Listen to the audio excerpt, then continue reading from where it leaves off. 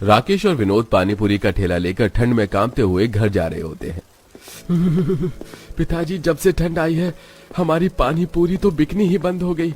मैं तो कहता हूँ अब हम शहर चलते हैं। जब तक ठंड रहेगी हम शहर में ही रहकर काम करेंगे। हाँ, सही बोल रहा है तू। एक बार घर में भी बात कर लेते हैं। विनोद और राकेश ठेला लेकर अपने घर जाते हैं और शहर जाने की बात करते हैं। पर आप दोनों इस ठंड में शहर चले गए तो हम लोगों का क्या होगा? आप ही दोनों तो हैं जो घर संभाल रहे हैं। मैं तो कहती हूँ शहर जाना बेवकूफी है। यहीं रहकर जो काम कर रहे हैं वही काम कीजिए ना। वैसे भी अगले साल ठंड में हमारी बेटी की शादी भी है, पैसे भी जोड़ने हैं। शादी के लिए पैसे जोड़ने हैं, इसीलिए तो शहर जा रहे हैं। ठंड में पानी पूरी नहीं बिकती और शहर जाएंगे तो 2 पैसे हम ज्यादा ही कमाएंगे। विनोद और राकेश के समझाने पर शांति और नेहा उन्हें शहर जाने की परमिशन दे देती हैं और 2 दिन बाद राकेश और विनोद शहर कमाने के लिए चले जाते हैं। इसी तरह 1 हफ्ता बीत जाता है और 1 दिन। पिताजी, शहर में तो और भी ज्यादा ठंड है और हमें नौकरी भी नहीं मिली। सारी सेविंग्स भी खत्म हो रही हैं। अरे बेटा, इतनी जल्दी हार नहीं मानते। जहां एक तरफ शहर में नौकरी न मिलने की वजह से विनोद और राकेश परेशान थे, तो वहीं घर की आर्थिक स्थिति भी बिगड़ती जा रही थी। और इसी बीच गोलू अपनी माँ और दादी से पानी पूरी खाने की जिद करता है।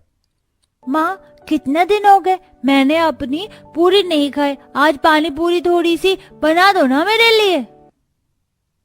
हाँ भाभी, आज तो मेरा भी इस ठंड में पानी पूरी खाने का मन कर रहा है। बहू, तू एक काम कर, सिर्फ कविता और गोलू के लिए थोड़ी सी पानी पूरी बना दे। शांति के कहने पर नेहा गोलू और कविता के लिए थोड़ी सी पानी पूरी बनाती है, जिसे खाकर कांपते हुए गोलू अपनी माँ से कहता है, माँ, ये गरम गरम पूरी तो बहुत अच्छी लग रही है, पर पानी बहुत ठंडा है। हम जैसे पानी गरम करके पीते हैं वैसे ये मसाले वाला थोड़ा सा पानी गरम कर दो ना। गोलू, पानी पूरी की पानी ठंडा ही होता है। रहने दो कविता, तुम्हारा भतीजा नहीं मानने वाला। मैं पानी पूरी का पानी थोड़ा सा गर्म ही कर देती हूँ। जब इसे अच्छा नहीं लगेगा तब ये खुद ही जिद छोड़ देगा। गोलू की जिद करने पर नेहा थोड़ा सा पानी पूरी का पानी गर्म कर देती है और ताजा ताजा पूरी निकाल कर गर्म पानी से गोलू को खाने के लिए देती है, जिसे खाकर गोलू को बहुत अच्छा लगता है। माँ, इस ठंड में गर्मा गर्म पानी पूरी खाकर तो मजा ही आ गया। एक बार आप भी टेस्ट करके देखो ना, ये गरम गरम पानी पूरी बहुत स्वादिष्ट लग रहे हैं। हाँ भाभी, गोलू बिल्कुल सच कह रहा है। मैंने कभी नहीं सोचा था कि ठंड में अगर हम गर्मा गर्म पानी पूरी खाएंगे तो इसका स्वाद दुगना हो जाएगा। मैं तो कहती हूँ जब तक भैया और पापा गांव वापस नहीं आ जाते, इस ठंड में आप और माँ मिलकर ठेले पर छोटा सा गैस सिलेंडर रखकर गरम गरम पानी पूरी बेचो। कविता और गोलू के कहने पर शांति और कविता भी गर्मा गर्म पानी पूरी टेस्ट करती है और उन्हें भी उसका स्वाद बहुत अच्छा लगता है। अब क्या था, अब उन्हें कविता का आइडिया बेहद पसंद आता है और 2 दिन बाद दोनों सास बहू मिलकर एक छोटा सा गैस सिलेंडर लेकर आती हैं और अपनी पानी पूरी के ठेले पर रखकर बाजार में उन्हें बेचने के लिए जाती है। आओ आओ, इस ठंड में गर्मा गर्म पानी पूरी के मजे लो। ये मैं क्या सुन रही हूँ, ठंड में गर्मा गर्म पानी पूरी?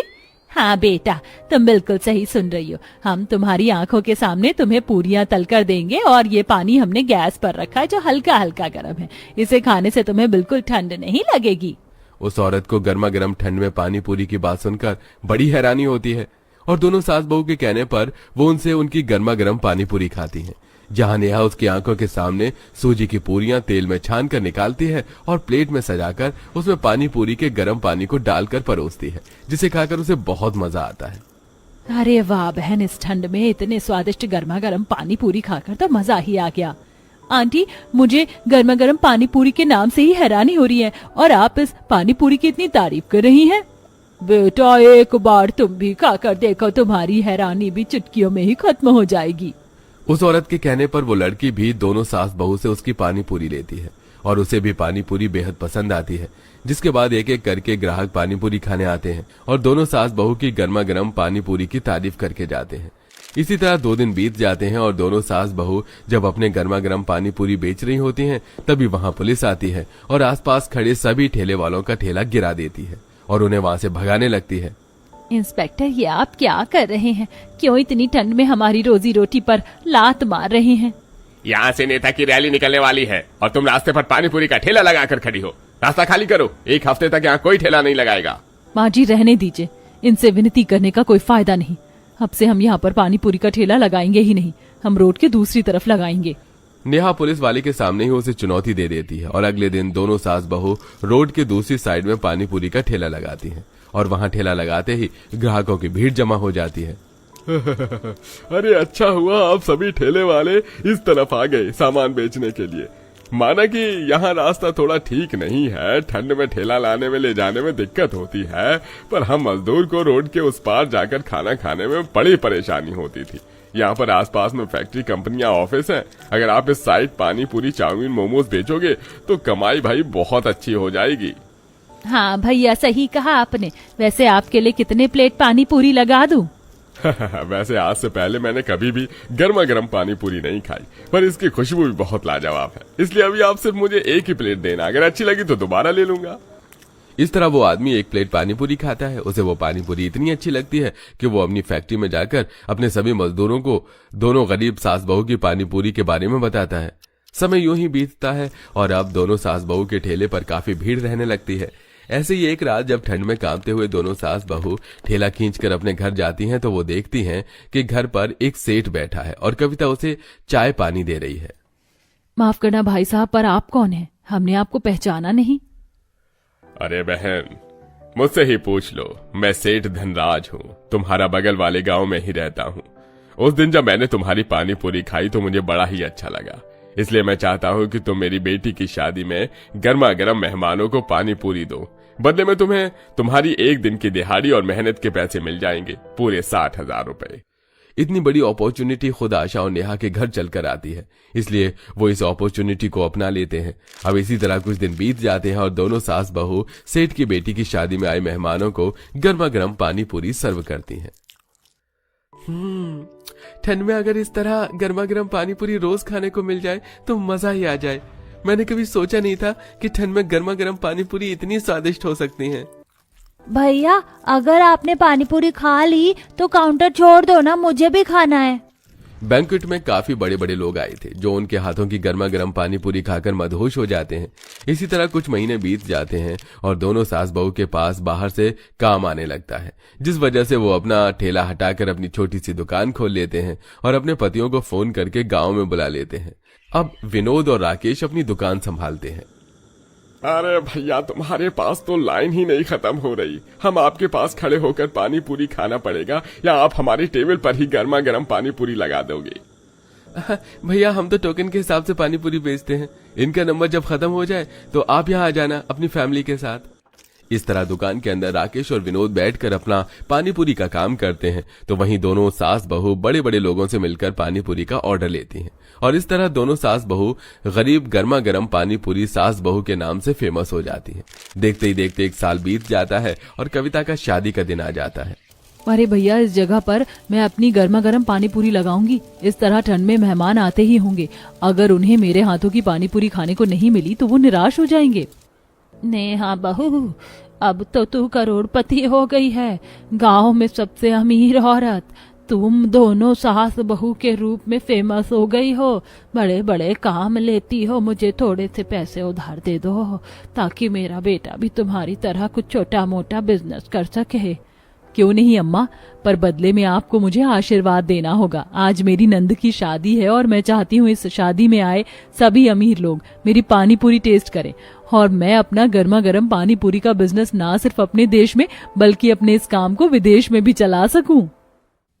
सुमन, तुम यहाँ दुकान के अंदर क्या कर रही हो? हम तुम्हें कब से ढूंढ रहे थे। और ये सब क्या है?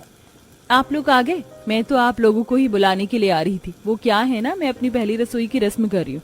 देखिए मैंने कितना कुछ बनाया है। ऊपर रसोई बनी हुई है ना, फिर तुम यहाँ नीचे दुकान में क्यों अपनी पहली रसोई का काम कर रही हो? वो माँ जी, घर में रसोई बने होने के बाद भी क्यों सुमन अपने ससुराल के नीचे बनी राशन की दुकान पर यूं इस तरह अपनी पहली रसोई की रस्म कर रही थी? आइए इसे जानने के लिए कहानी में थोड़ा पीछे चलते हैं। भाई साहब, आपका 4 किलो आटा, 3 किलो चावल और 2 तेल के पैकेट 400 रुपए हुए। पिताजी, ये लीजिए, खाना खा लीजिए। कब से काम में लगे हुए, आज खा लीजिए अपनी बड़ी बहू के हाथ का। कल से तो आपको अपनी छोटी बहू के हाथ का खाना खाना है। अरे बहू, तुम भी ना, खाना तुम बनाओ या छोटी बहू, स्वाद तो दोनों के हाथ में है। माया बहू, जरा ऊपर तो आना। आप खाना खाइए, मैं माँ जी के पास से होकर आती हूँ। जी माँ जी, बुलाया आपने? बहू, मैंने शगुन का कुछ सामान तुझे दिया था, कहाँ है वो? माँ जी, वो तो मैंने रसोई में रख दिया था, आप रुकिए मैं लेकर आती हूँ। माया जैसे ही रसोई में जाती है तो देखती है कि रसोई का पाइपलाइन लीक हो गया और चारों तरफ पानी फैल रहा है कि तभी वहाँ सोमवती भी आ जाती है। ये भगवान बहू, ये पूरी रसोई में पानी पानी कैसा हो गया? वो देखिए, सिंक के पास लगा पाइपलाइन लीक हो रहा है। अब क्या करें, हम घर में इतनी सारी तैयारियां चल रही हैं कि प्लम्बर को भी बुलाने का समय नहीं है। जब तक आकाश को बोलकर मैं इसे ठीक करवा देती हूँ। समय गुजरता है और सोमवती के छोटे बेटे आकाश की सुमन नाम की लड़की से शादी हो जाती है और आज सुमन के ससुराल में पहली रसोई की रस्म होती है। आज तक इतने लोगों को मैंने अपने हाथ का बना हुआ खाना खिलाया है जो सभी को काफी पसंद भी आया है, लेकिन मेरी असली परीक्षा तो आज है। एक काम करती हूँ, सबसे पहले मीठे में खीर बना लेती हूँ और खीर के लिए दूध मेवा नीचे दुकान से ले आती हूँ। सुमन घर के नीचे बनी राशन की दुकान में आती है और खीर बनाने का सामान लेकर जैसे ही रसोई में जाती है तो देखती है कि पूरी रसोई में पानी फैला हुआ है। पूरी रसोई में इतना सारा पानी कैसे फैल गया? कहीं किसी को ये ना लगे कि नई बहू के आने से अपशगुन हो गया, अब क्या करूं? सुमन ये सब देख काफी परेशान होती है कि तभी उसे एक आइडिया आता है। एक काम करती हूँ, नीचे दुकान में जाकर अपनी पहली रसोई की रस्म कर लेती हूँ। दुकान काफी ज्यादा बड़ी है तो आराम से खाना बना लूंगी। सुमन बारी बारी कर राशन के डिब्बे, बर्तन और आखिर में गैस सिलेंडर नीचे दुकान में ले आती है और खाना बनाने लगती है। वहीं ऊपर घर में सभी लोग उठ जाते हैं। अरे आकाश, सुमन बहू कहाँ रह गई? अभी तक सो रही है क्या? सुमन तो अपने कमरे में नहीं है। जब मैं उठा तो वो कमरे में थी ही नहीं। मुझे लगा कि वो आप लोगों के साथ होगी, कहीं वो रसोई में तो नहीं है। सभी लोग जैसे ही रसोई में जाते हैं तो उन्हें वहाँ सुमन भी नहीं मिलती। साथ ही रसोई में गैस सिलेंडर, बर्तनों को ना देख, हे भगवान, रसोई का सामान कहाँ है? कहीं घर में चोरी तो नहीं हो गई? लेकिन ऐसे कैसे? घर के सारे खिड़की दरवाजे तो बंद हैं। ये दुकान से आवाज कैसी आ रही है? लगता है चोर नीचे ही छुपे हैं। सभी लोग सीढ़ियों पर दबे कदम रखते हुए जैसे ही नीचे दुकान में आते तो देखते हैं कि सुमन दुकान के अंदर बैठकर खाना बना रही है। सबके पूछने पर सुमन, वो माँ जी, ऊपर रसोई में पानी पानी हो रहा था और मुझे अपनी पहली रसोई की रस्म भी करनी थी, इसलिए मैं नीचे दुकान में आकर खाना बना रही थी। कोई बात नहीं बहू, तुमने समझदारी दिखाते हुए अच्छा काम किया है। चलो, दुकान खोलने का भी समय हो गया है। आकाश, शाम तक प्लम्बर को बुलाकर रसोई ठीक करवा दे। सभी लोग दुकान में ही बैठ जाते हैं। कैलाश हर रोज की तरह ग्राहकों को सामान दे रहा था। वहीं सुमन को दुकान के अंदर खाना बनाता देख ग्राहक काफी हैरान होते हैं। अरे ये क्या कैलाश जी, आपकी बहू दुकान में खाना बना रही है? आज बहू की पहली रसोई की रस्म है। ऊपर रसोई में पानी का पाइप लीक हो गया था तो बहू यहाँ नीचे दुकान में खाना बना रही है। सोमवती बहन, खुशबू तो बढ़िया आ रही है। क्या बना रही है आपकी बहू पहली रसोई में? वो तो आएगी ही ना, हमारी छोटी बहू शेफ जो है। तुम भी बहू के हाथ की बनी स्वादिष्ट खीर खाओ। हाँ जी काकी, ये लीजिए, मैंने मखाने वाली खीर बनाई है, खाकर बताइए कैसी बनी है। वो ग्राहक सुमन की बनाई हुई खीर खाती है। अरे वाह सुमन बहू, तुमने तो बड़ी लजीज खीर बनाई है। मैं सालों से मखाने वाली खीर बनाती आ रही हूँ, लेकिन ऐसा स्वाद आज तक नहीं आया। ये लो, मेरी तरफ से शगुन रखो। जब भी कोई ग्राहक दुकान पर आता तो उसे सुमन के बनाए हुए खाने की खुशबू मोह लेती, जिससे हर कोई उसके हाथ का खाना चखता है। बहू, लोग बिल्कुल ठीक कह रहे हैं, तुम्हारे हाथों में सच में माँ अन्नपूर्णा का स्वाद है। अपनी समझदारी दिखाते हुए तुमने सबसे पहले दुकान में ही खाना बनाने का सारा इंतजाम किया और इतना अच्छा खाना भी बनाकर तैयार कर दिया। मेरा तो दिल खुश हो गया छोटी बहू के हाथ का खाना खाकर।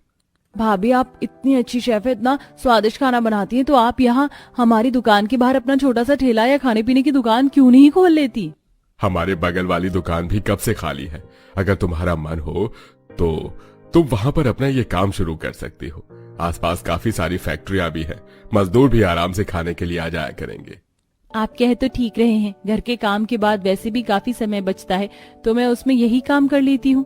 जहाँ सभी सुमन के हाथ का खाना खाकर काफी खुश थे और उसे दुकान खोलने की सलाह दे रहे थे, वहीं माया ये सब देख, मुझे सिलाई करने का शौक है, लेकिन अभी तक इन्होंने मुझे तो कभी बुटीक खोलने के लिए नहीं बोला, और ये कल की आई हुई के लिए दुकान खुलवा रहे हैं। 2-3 दिन की तैयारी के बाद आखिरकार सुमन अपनी ससुराल की बगल वाली दुकान में ही अपने खाने की एक छोटी सी दुकान खोल लेती है और कम पैसों में ही ग्राहक को काफी अच्छा खाना भी मिलता है, जिसे देख माया, बड़ा शौक है ना सभी को अपने हाथ का खाना खिलाकर तारीफें बटोरने का। अब देखती हूँ कैसे खाना बनाती है। माया जानबूझकर रसोई का पाइपलाइन खराब कर देती है, जिससे एक बार फिर रसोई में पानी भर जाता है। ये क्या, पानी फिर दोबारा लीक होने लगा। इन्होंने 2 दिन पहले ही तो पाइपलाइन ठीक करवाई थी। लगता है दोबारा से नीचे दुकान में खाना बनाना पड़ेगा। सुमन ने अपनी पहली रसोई की रस्म तो दुकान में आराम से कर ली थी, लेकिन अब आए दिन दुकान में खाना बनाना सुमन के लिए भारी पड़ रहा था। बहू, तुम रोज दुकान में ही खाना बना रही हो, ग्राहकों को सामान देने में भी काफी परेशानी हो रही है। क्या करूं पिताजी, ये 2 बार पाइपलाइन ठीक करवा चुके हैं, लेकिन हमेशा खराब हो जाती है। और अगर अब दुकान में खाना नहीं बनाऊंगी तो ग्राहकों को खाना कैसे दूंगी। बड़ी आई थी शेफ, अभी तो बस ये शुरुआत है, आगे आगे देखते जाओ। हर 4 दिन में पाइपलाइन खराब होने के साथ साथ माया सुमन के खाने में भी कुछ न कुछ गड़बड़ कर दिया करती थी, जिससे जो ग्राहक पहले सुमन के खाने की खुशबू सूंघते ही चले आते थे, वही सुमन इस बात से पूरी तरह अनजान थी। लेकिन कहते हैं कि जब इंसान के पापों का घड़ा भरता है तो बुरी तरह फूटता है। माया हर रोज की तरह किचन की पाइपलाइन खराब कर ही रही होती है कि तभी सोमवती सुमन के साथ रसोई में आ जाती है। माया, ये तो क्या कर रही है? इसका मतलब आज तक रसोई की पाइपलाइन तू खराब कर रही थी? बार बार रसोई की पाइपलाइन का खराब होना और मेरे खाने में मिर्च मसाले ज्यादा होना, इसके पीछे आप थी भाभी। आपने अपनी देवरानी के साथ ऐसा किया, लेकिन क्यों? अब मैं समझी, तू सुमन बहू से जल रही थी ना कि वो तुझसे कितना अच्छा खाना बनाती है। सुमन बहू के हाथ का खाना खाने के लिए लोग दूर दूर से आते हैं। मैं कभी सोच भी नहीं सकती थी कि तू इतनी नीच हरकत पर उतर आएगी। ये खाना बेचकर जो मैं पैसे कमा रही थी, वो मैं अपने लिए नहीं कमा रही थी, बल्कि आपके लिए कमा रही थी। मैं जानती हूँ कि आपको सिलाई का कितना शौक है। मैं बहुत जल्दी पैसे जोड़कर आपकी मदद करते हुए एक बुटीक खोलना चाहती थी, जिससे आपका भी मन लगा रहे। जिस देवरानी के साथ माया इतना बुरा कर रही थी, उसकी असलियत जानकर माया को अपनी गलती का एहसास होता है। मैं नहीं जानती थी कि तुम मेरे बारे में इतना सोचती हो। मुझे माफ कर दो माया, अपनी जलन के कारण मैं तुम्हारे साथ कितना गलत कर रही थी। आज के बाद मैं कभी कोई ऐसी गलती नहीं करूंगी। माया को अपनी गलती का एहसास होता देख सोमवती और सुमन उसे माफ कर देते हैं, जिसके बाद माया अब सुमन की खाना बनाने में हमेशा मदद करती है। वहीं जल्द ही सुमन की मदद से माया भी अपना बुटीक खोल लेती है और दोनों देवरानी जेठानी प्यार मिलाप के साथ हंसी खुशी रहती हैं।